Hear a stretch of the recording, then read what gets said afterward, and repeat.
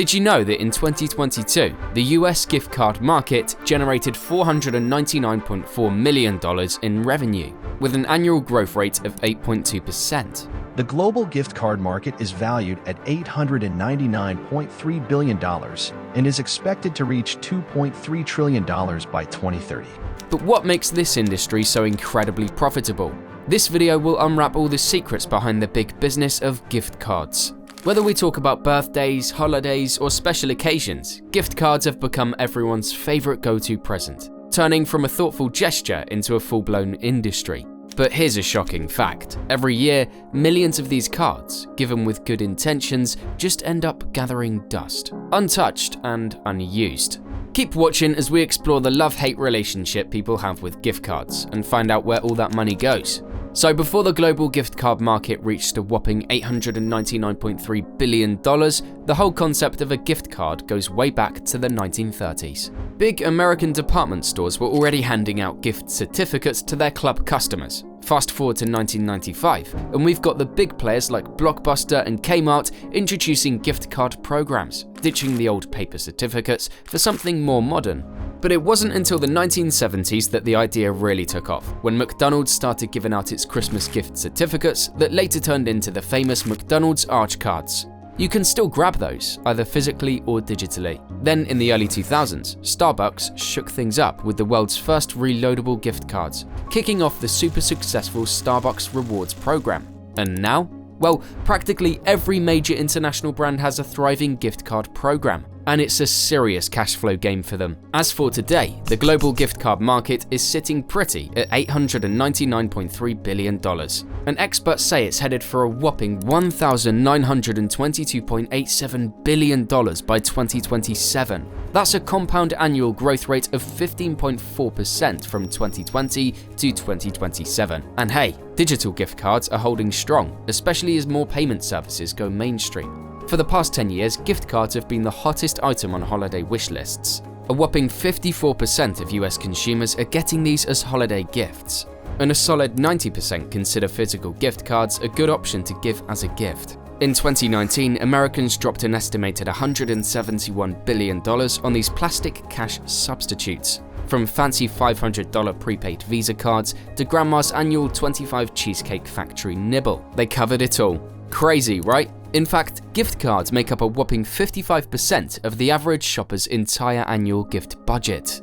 But ever wonder why gift cards are so popular? In a perfect world, it's a win-win. For the buyer, it's a no-fuss gift. For the receiver, it's like cold, harsh cash they can use at any store or restaurant.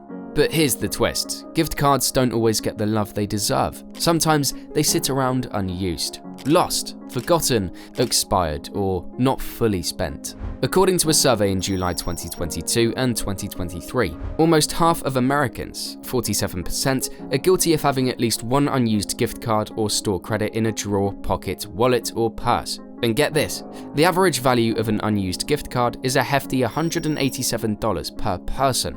That's up from $175 in June 2022 and $116 in June 2021. In total, Americans have a massive $23 billion in unused gift cards. But why do we let these little treasures gather dust? Ted Russman, the guru from creditcards.com and bankrate.com, sheds light on it and says that inertia is a big factor. Maybe the gift card is for a store you're not crazy about, or it's just not convenient to shop there. But ignoring free money? Not smart. Ted warns they're not going to get more valuable over time. It's the exact opposite, as inflation eats away at the value. And the longer you hold on to these unused gift cards, the more likely you are to lose them or forget about them, or have the store go out of business. They're not going to get more valuable over time. In fact, they lose value to inflation, and you might lose the card, or the store might go out of business, or you might just forget about it. A lot of times we're our own worst enemy on stuff like this. Oh, and let's not forget that even with federal protections, some states allow gift card issuers to hit you with inactivity fees if you don't use the card within a year. These sneaky fees can range from $2 to $5 per month, making that gift card balance a moving target after a few years of non-use. But what happens on the retail side when gift cards go untouched? Are big shots like Starbucks and Walmart just raking in cash for nothing? Well, the simple answer is yes. The issuing company or retailer gets to benefit from that. For instance, if you have a $500 Apple gift card and only redeem $125, once it expires, Apple makes a total of $875 from the gift card purchase. This phenomenon is known as gift card breakage, and companies can claim a portion of this money as breakage revenue, which is the total of the current gift card balance plus the original price. Now let's look at the numbers for a second. Starbucks raked in over $140 million in breakage revenue in 2019. Nordstrom wasn't far behind with $17 million, and even the Cheesecake Factory pocketed $8 million.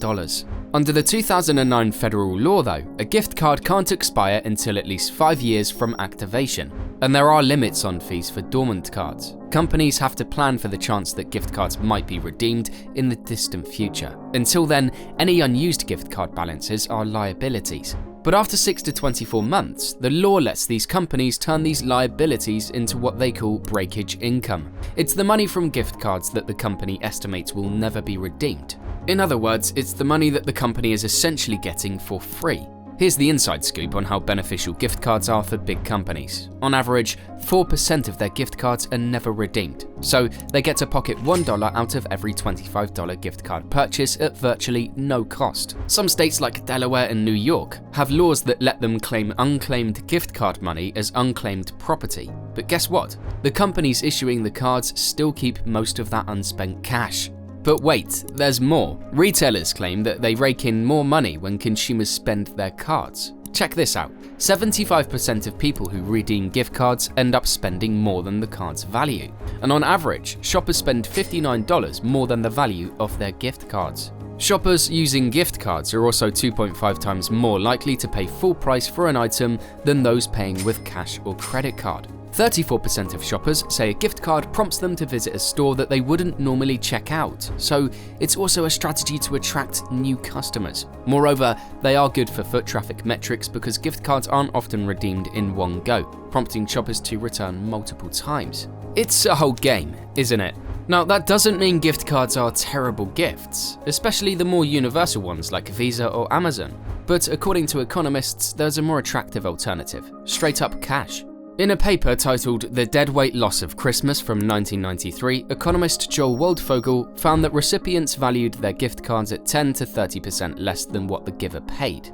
If his estimates hold true today, between $73 billion and $219 billion of the $730 billion spent on holiday gifts, including $17 billion to $51 billion on gift cards, is essentially wasted. Waldfogel suggests that cash is the most economical and rational gift.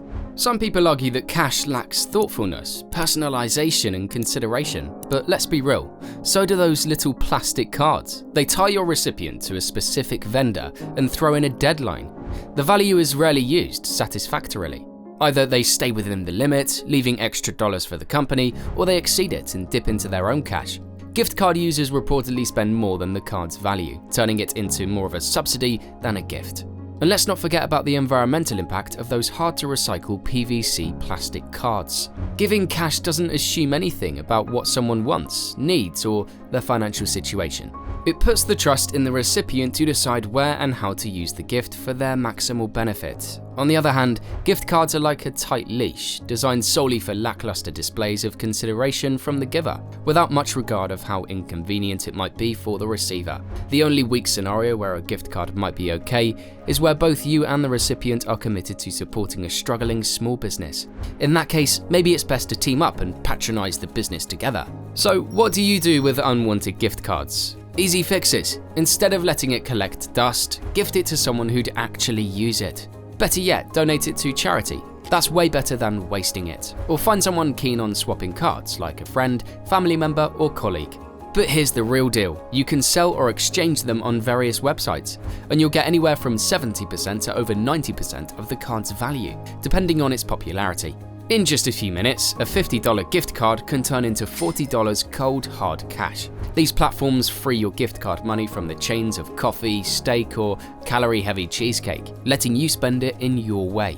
Either way, the company gets the cash and the gift card giver's dollars end up where they've done very little to earn them. Crazy game, right? Well, the whole story of gift cards stands as evidence of the complex interplay among consumer behavior, business strategies, and the ever-evolving dynamics of the retail landscape. As we wrap up, we invite you to share your thoughts in the comments below. Also, don't forget to like this video and hit the subscribe button for more videos. Until next time, stay tuned.